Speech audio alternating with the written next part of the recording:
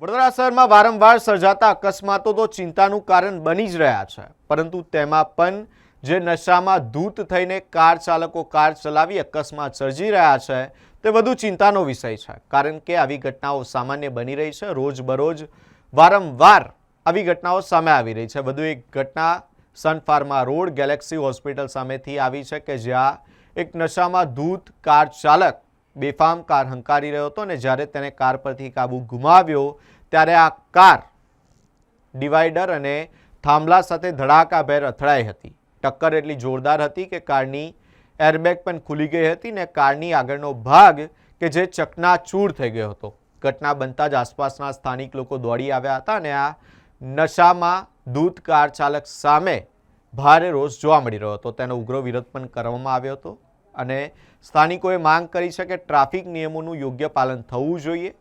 નશામાં કાર ચલાવનાર વ્યક્તિઓ સામે ઝીરો ટોલરન્સની નીતિ અપનાવવી જોઈએ। સદનસીબે આ ઘટનામાં કોઈ જાનહાનિ થઈ નથી, પરંતુ જ્યારે આવી રીતે નશામાં કોઈ વ્યક્તિ કાર ચલાવતો હોય ત્યારે મોટી જાનહાનિ થવાની પણ શક્યતા રહેલી હોય છે। ત્યારે આવા વ્યક્તિઓ સામે કડક કાર્યવાહી કરવાની માંગ ઉઠી છે। ઘટનાની જાણ થતાં પોલીસ પણ ઘટના સ્થળે પહોંચી હતી અને આ સમગ્ર મામલે વધુ તપાસ હાથ ધરી છે।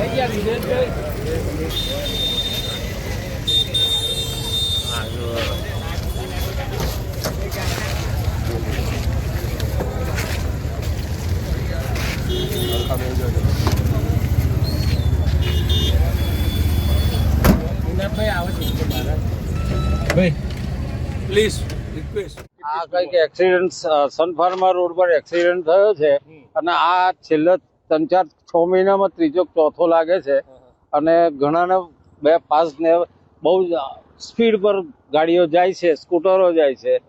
રાત્રે બાઇકો વાળા પણ બહુ સ્પીડમાં બાઇકો જઈ રહી છે।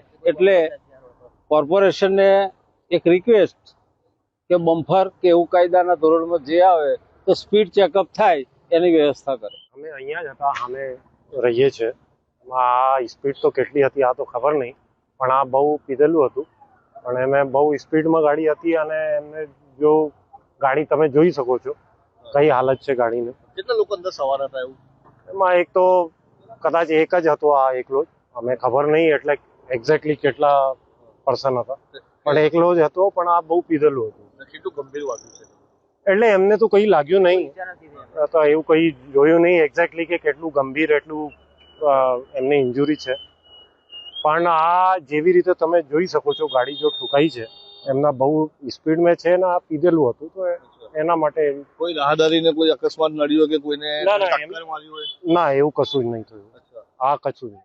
આ સન ફાર્મા રોડ પર વારંવાર જે અકસ્માત થઈ રહ્યા છે એમાં અમે આ અગાઉ પણ કેટલાક નેતાઓને રજૂઆત કરી હતી કે આ રોડ પર જ્યારે પણ આ 4 ટ્રેક બન્યો, ડબલ ટ્રેક, ત્યાર પછી કોઈ જ બમ્પર જેવું મૂકવામાં આવ્યું નથી અને દરેક ગાડીઓ અને ટુ વ્હીલરો ખૂબ જ સ્પીડમાં જઈ રહ્યા હોય છે અને આ અકસ્માત વારંવાર 15 દિવસમાં એકાદ એક્સિડન્ટ આ રીતે થાય જ છે। જેથી અમારી એક અરજ છે કે આ રોડ પર બમ્પર સ્પીડ બ્રેકર મૂકવામાં આવે જેથી કરીને સ્પીડમાં ઘટાડો થાય। અમે વારંવાર નેતાઓને પણ રજૂઆત કરી છે, છતાં એ લોકો તરફથી એવો જવાબ મળે છે કે તમે વીએમસીમાં અરજી કરો। વીએમસીમાં અરજી શું કામ? તમે આ જોઈ શકો છો અહીંયા કે આ અકસ્માત એક નથી, આવા તો કેટલાય અકસ્માતો થઈ ચૂક્યા છે, પછી એમાં પ્રજાની અરજીની કોઈ જરૂરિયાત ઊભી જ નથી થતી। એટલે અમારી એક નંબર વિનંતી છે કે આ સન ફાર્મા રોડ પર જે પુરોહિત ખમણથી લઈને મહારાજ ચોક સુધી છે ત્યાં સુધી બમ્પરની વ્યવસ્થા કરવામાં આવે।